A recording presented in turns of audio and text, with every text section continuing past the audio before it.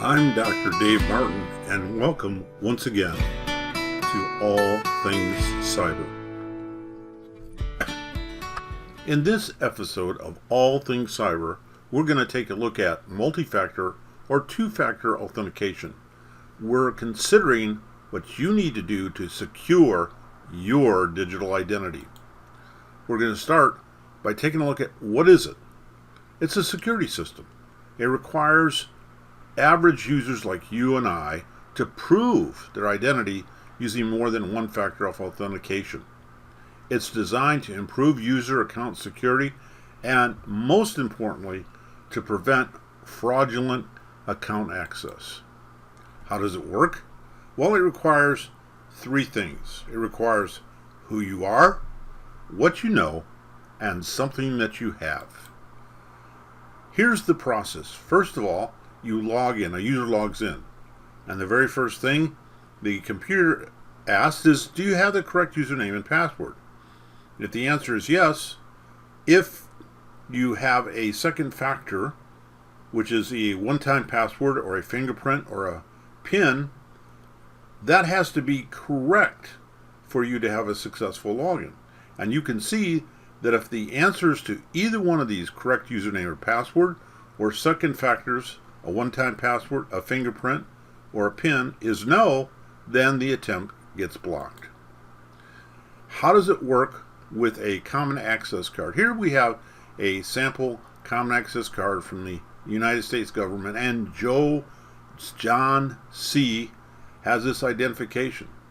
Well, the CAC card, the common access card, provides something you are, who you are, and something you have. But your PIN, the number that you have to provide when you log in with a common access card, provides something you know. So here we have the three things to protect us.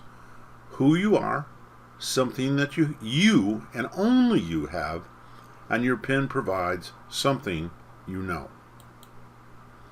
So how does it work with a bank website? Well, you provide a username and password, and once verified, the website will provide a callback to either your cell phone or another application, or it could be email. Then you'll go through a second verification through a one-time password or a fingerprint or a 6 or 8 digit code, and only then are you granted access to your account. Well, who uses two-factor or multi-factor authentication? As you can see here, pretty much everyone. Bank of America, eBay, PayPal, all of the major corporations use or provide the option to use multi-factor authentication. Why do we use multi-factor authentication? Well, Microsoft did a study a couple years ago and found out that there daily is 4,000 ransomware attacks, 300 million fraudulent sign-in attempts, and 176 million malware attacks every single day throughout the world. Now, 81% of these breaches are caused by credential theft, and 73% of all passwords created end up being duplicates. And they also figured out that 99.9% of all attacks could be blocked simply by using an extra factor of authentication. So there you have it very quickly. That's what two-factor or multi-factor authentication is and what it can do for you. It can secure your digital identity. And please, I just ask you, use it for your peace of mind in this hostile digital world.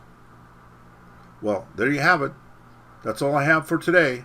Tune in for another episode of All Things Cyber.